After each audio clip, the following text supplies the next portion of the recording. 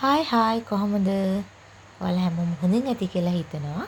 අදත් මගේ සුදු පුතා ලස්සන එසේ එකක් රයිට් කරා. ඔන්න බලන්නකෝ.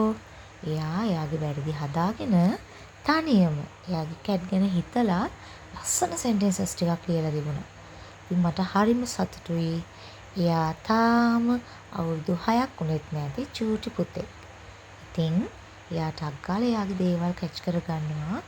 කියලා දෙන දේ ඒ විදියටම ලස්සනට ඉගෙන ගන්න. මම හරි ආසාවෙන් තමයි මේ දේවල් දිහා බලාගෙන ඉන්නේ. ඉතින් එයා කියලා දුන්නු විදියටම ලස්සනට capital symbols use කරලා sentences ටික write කරලා තියෙනවා. එයාගේ cat ගැන හරි ආසාවෙන් එයා write කරා. දැන් බලන්නකෝ එයා ඔය අඳින්නේ එයාගේ චූටි catව.